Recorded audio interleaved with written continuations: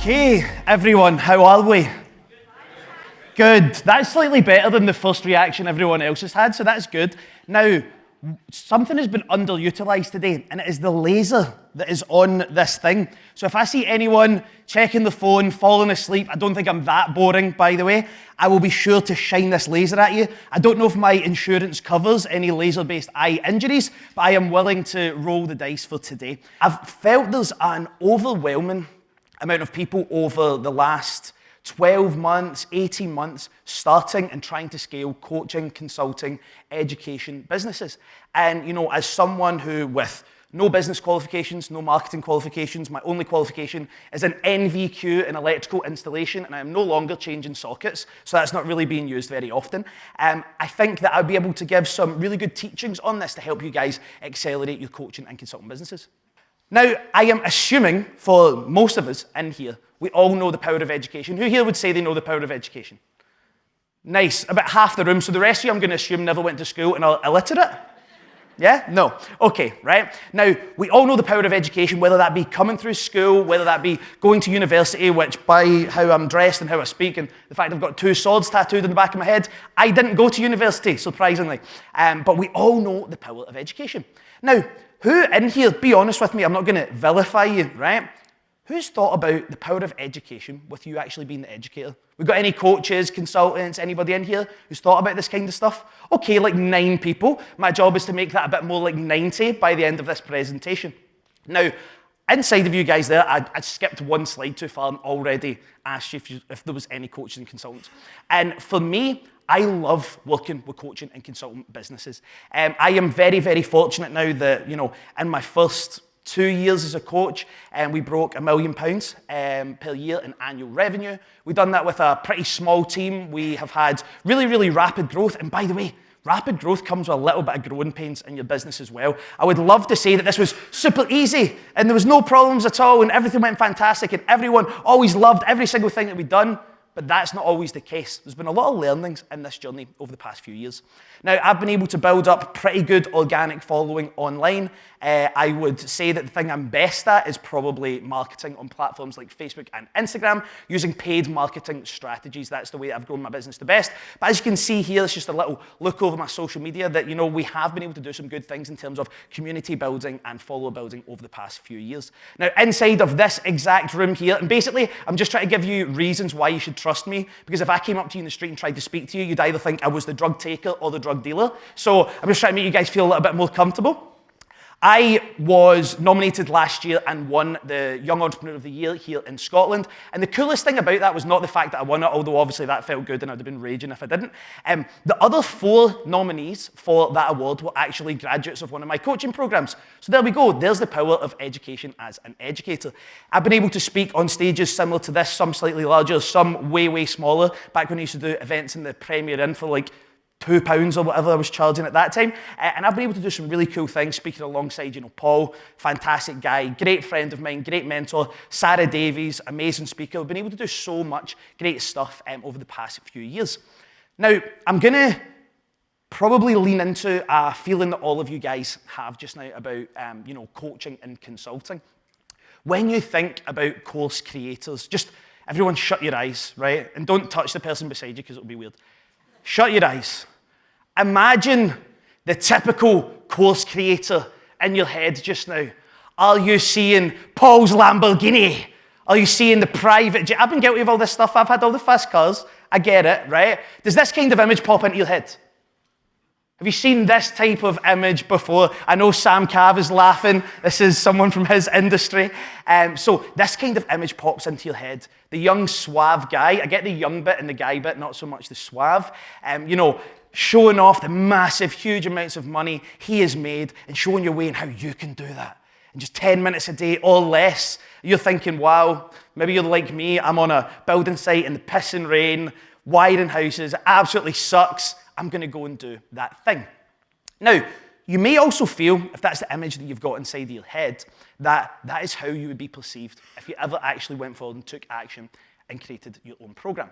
Now, that was something that stuck in my head personally. When I decided that I wanted to do education, I'll get into the kind of story of how I ended up educating previously. But when I wanted to get into this industry, I was terrified about what people were going to think about me. I probably should have thought about that before I tattooed my full body in my head when I was like 19 years old. But the scariest thing I ever considered doing before I actually went and done it was creating a program to go out there and actually sell. I was scared that people would think less of me. They'd think I'd taken the fast track to success. I'm going to break that down for you guys as well, because education is not the streamlined, fast track, easy way to make money that many people think it is. Many people think that, you just kick off a program, everybody wants to buy it, you fly off into the sunset, you never do any real work in your life. Because, putting on an event like this is not real work, is it? It's very, very easy. I had to run the ads. It was not easy, right? The general consensus is always that education is the easiest way to make money. I cannot tell you how many times I hear this, speaking with, young men, young women, like people of all age demographics, and they almost sometimes think that little bit less of you because your business is in education. Oh, wait, you don't have like a real business. You do education. And I'm like standing there with my team of however many people behind me, and they're like a solopreneur, running their business out their auntie's kitchen. And I'm like, wait, I think I have the realer business of the two here, but sure, I'll let you crack on. And this is one of the things that holds us back from going out there and actually educating people. This was how I felt. I was sitting, I was thinking to myself, is education easy? Because I'd never done it and I had no idea if it was something that was going to be simple. Am I going to look like an absolute scumbag to everybody that knows me because I've went and started my own program, and they'll think I'm like a fast-track cheat to success? Because many of you in here, if you follow me, which is not a prerequisite to be at this event, by the way, you will have seen over the past few years, I would call myself a vehicular degenerate. I have owned almost every type of stupid, daft car you can possibly think of in your life and wasted a whole huge amount of money in the process. But what loads of people don't realize is I was doing that before I was in education, which is not a compliment to myself. It was equally stupid, but it wasn't education that gave me those things. It was my original business and property that I grew and scaled alongside Paul.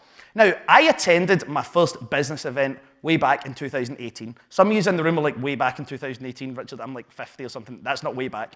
But for me, that seems like an absolute lifetime ago. How many of you guys in here heard of Grant Cardone? Yeah? How many of you guys here love Grant Cardone? I do, right? I love Grant. I think everyone has their faults sometimes, but I would not be in business if it wasn't for watching Grant's content. I used to set alarms for the middle of the night, 3 in the morning, to watch his live streams and then go to work the next day with my eyes like piss holes in the snow, and my father, who employed me, being very, very unhappy. So I was a big fan of what he'd done. And I remember sitting on my laptop and, this ad popping up. And this was before I knew anything about ads, so now I kind of know how all this stuff works. But back then, I thought it was like fate or the universe pulling me to do something. And I see this event coming up, 10X UK Tour Glasgow. And I'm like, Grant Cardone coming to Glasgow, right? Now, I say this with respect. That event was put on by Paul. I didn't know who Paul was at that time. I was not going for Paul McFadden. I was going for Grant Cardone. Now, you're going to see a hilarious photo of me at that event. You're also going to see it alongside a photo of me last year where I look slightly more presentable. But this is me. This is young Richard. Top knot, nose ring. Now, this is about as smart as you will ever see me dressed unless someone has died or is getting married. But only if they're important enough and getting married, then I will actually attend. Because this was a business event, by the way, I bought the lowest cost ticket possible. I went along. You'll see me wearing a white polo shirt there. That is a white polo shirt from TK Maxx, Tommy Hilfiger number, absolute bad boy. It's about 19 sizes too small for me now. I think it's about 50 kilos soaking wet in that photo. And on my way to the event, I went and bought a polo shirt. I didn't own a polo shirt, right? Minus like ones from school that have been like belly tops, and I'm not quite at that level yet. I'm not that confident. Can't wear belly tops yet. Because that's what I thought you wore to a business event. Now, that is not me saying to your amazingly dressed guys like Paddy McKay here in his amazing suit. What a guy, he looks absolutely amazing, right? I just feel like me, I look like a bit of a dick in a suit, right? I look like I'm on my way to court, which I wouldn't dress in a suit for anyway. Now, I likely felt, by the way, me here, that was only maybe 8 or 9 months ago at AdCon with Stephen Bartlett, and I could afford slightly more than the lowest cost ticket at that event. Now, I likely feel like how many of you guys have in the past. For any of you in here who do any form of consultancy, coaching, training, hey, even if you're a PT, I'm not strictly just talking about business education, sometimes you feel judged for promoting what you do. Who's heard that saying, those who can do and those who can't Teach? Yeah, tell that to Paul McFadden's £22 million property portfolio. I'll see what you're saying, right? That's not the way that this stuff works. Those who can will do, and those who can teach can also do alongside it if they're good enough at running a business and have good enough processes. Now, to show you where I've came from in terms of my opinion on education, I'm going to show you a funny screenshot here, because yes, I'm a product of education. I'll talk a little bit more about that in a second. But for me personally, I was honestly anti-education. I had this high and mighty feeling, which many of you in here will have, and I'm not judging you for it because I had it too.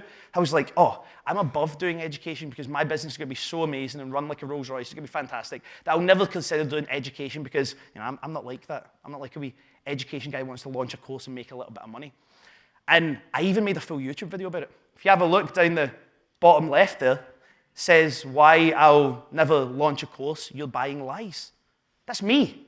The person who now owns a 7-figure coaching consulting business has won awards, more so due to my coaching and consulting business, who then in the next year done his first partnership event, the next year after that launched his first solo product, and now it's the most successful business I've ever ran. Would we say that that's a pretty radical change? Yeah, it is, right? Now, me personally, I'm a product of education. I'm talking about that in a business sense. I was nothing of a natural entrepreneur. Who in here was like the sweetie selling, wheeling dealing, dusty stealing individual in the school? Yeah, not so many of you, right? That doesn't surprise me up the back. That does not surprise me. But me, I was the opposite of a natural entrepreneur. I liked playing games. I liked fighting. I liked riding my BMX. I did not care about business. Up until the point where I really took the thought of becoming an entrepreneur seriously, I was like as long as I could get £1,000 a week on price as a spark, that was all I cared about, right? And I quit as soon as I qualified, so I never quite achieved that goal of mine. Does anybody think I regret not doing that? Nah, I don't, right? Now, I'm a product of education. From heading to the 10X UK tour, of course, I met Paul. From meeting Paul, I got introduced to the world of property investing, and from being introduced into that world, I became one of Paul's students. And I did go through a phase of trying to dress smart, and it just really doesn't suit me. It just doesn't suit me, right? That's like, I couldn't even wear a plain white shirt.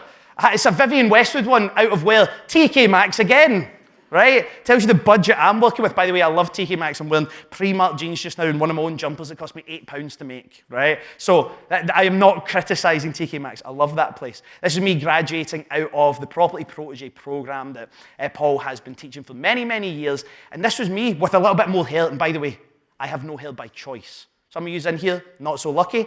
I do this for simplicity, right? I could have that back if I want, but I don't, right? This was me coming into the world of business. You know that feeling? Who in here has came through an educational program, a mentorship program before? Yeah? Quite a lot of people, right? You will never feel more G'd up in your life than leaving your first educational program. I'm going to grab the world by the balls. I'm going to do everything. I'm going to be the richest, fastest, most handsome, amazing guy in the world. And I only got the most handsome one inside the first 6 months, sadly. Now, guys, I'm not here to ask you any trick questions. I'm not trying to catch you out on anything. And I'm certainly not going to grab any out of the audience and bring you up on stage unless I see you going like this to me or something like that, right? Guys, if you put your hands up for these next questions, I'm not going to point you out. I just want to see how you guys are thinking about education inside of the room. Who in here believes that education can change lives? Awesome. Who in here believes education has changed or could change your life? Who in here believes that education can change your life as an educator? Oh, well, look, the 9 that I started with has now became like 14. So that's a great start, right?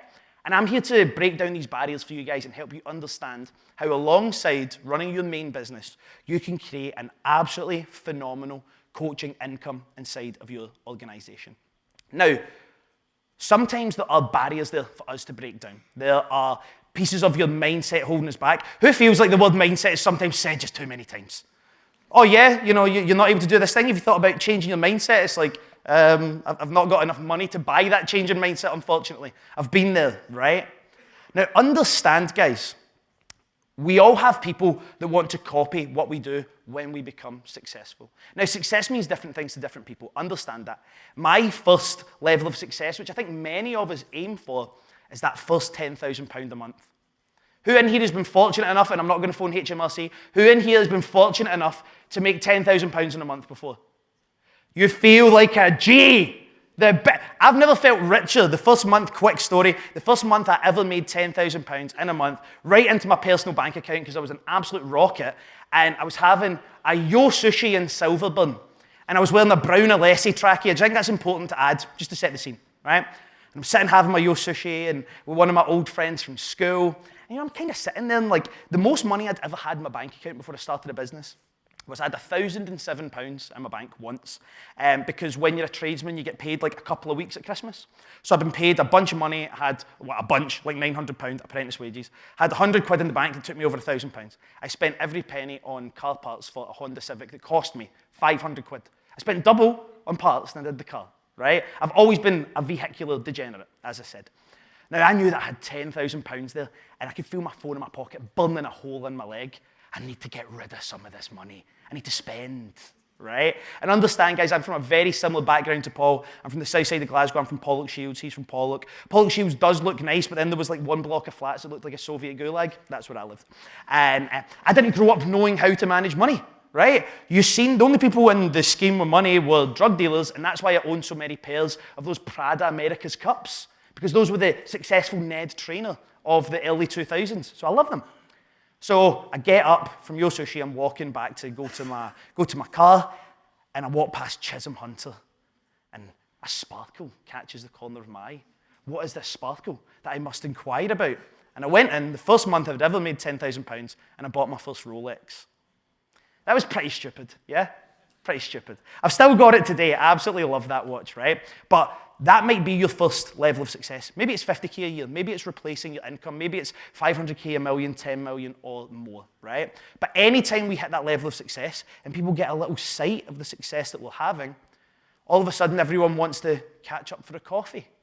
Oh, no, I don't like education, never pay for a course. I'd just, buy you a latte and rip your brain out from the side of your ear and take all your information that you've paid for, you've worked for £3.75 and cost a coffee. I mean, can you even get a coffee and cost it for £3.75 anymore? It's more like 9 quid or something, right? Now, the worst one for me is not the coffee. The coffee is not the worst one. If you message me asking for a coffee, I'll either dingy you if I'm feeling nice. If I'm in a particular mood, I might just block you, just to make sure you never ask me again. Who's been asked this before? Yeah? Yeah, can I pick your brain? Do you not always reply to that? Always reply, imagine someone physically picking your brain, tell me if that feels nice. Right? Think about it now. Something in your ear, prodding at your brain. Doesn't feel good, does it? I'm not inclined to go and have people pick my brain. Because we've all, even if you're just at this event today, you've never done any education before, you've never been to a conference before, you have invested in your education. So why should we take the things that we've invested in, take it being a university degree? That's a huge amount of money, right? Why should we take that information that we have paid for, we've had to put into action to actually get results? Why should we give that to someone for the cost of a coffee? How many people have been stupid enough to go for the coffee? Yeah, me, many times. The first time I went for a coffee with someone that later down the line I actually ended up being able to get as an investor inside of my business, which, by the way, I would have been able to do faster if I'd never just went for the initial coffee. I was coming back from a game of golf, and like I said to you guys earlier on, I like to think I'm quite funny, right? That's objective, but I think I'm quite funny. And I'm coming back from golf, and I thought, I'm looking pretty smart. I'm wearing my golf gear. I'll go in and see this guy, and I'll have the coffee. And I seen him. He was an offshore worker, which meant he had loads of money that I wanted access to. And I walked in, I see him in the corner of this cafe, and I walk over and decide to make a golf-based joke. I reach my hand out to the guy, and excuse my language in a second. I say, hi, my name's Colin Montgomery. Don't know why I've done this. Colin Montgomery's a very famous Scottish golfer, and I thought he would put it together because I was wearing golf gear. He looked me dead in my eyes and said, what the fuck are you talking about? The first words he ever spoke to me in real life were those words, right? I've not always been good at business. Now, regardless of whether you want to become a coach, consultant, a course creator, you will get those types of questions. Oh, wow, it looks like you're doing so well. Looks like you're doing great. I was just wondering if we could get a catch up. Do you know the easiest response to that? 2 letters. No. Some of you guys just feel a little bit too guilty about actually being protective of your time and of your energy. So you're always going to get these questions. As soon as you have any inkling of success in your life, people that you haven't spoken to in years, happy birthday, by the way. I can see a birthday girl sign there, so I'm just saying happy birthday. It might be fake, I don't know. People want to get that information, and they want to pay as little as possible. As little as a latte. Maybe they're not even nice enough to get you a latte. Maybe they just get you like a tap water or an Americano, right? Now, why wouldn't we turn those desires of others into income? Because understand you're going to get these questions anyway. So I'm not saying, why would you not go to the effort to go out and find these people and bring them in and educate them and teach them the thing that you do and send them on their way? But if you're going to get asked for the coffees, you're going to get asked for the brain picking, you're going to get asked for the information and the skills that you have sharpened, why would we not turn those desires into income? Is it fear? Is it doubt? Is it you're scared of rejection? Is it like, you don't want to put yourself out there as that course person? Or just another course person?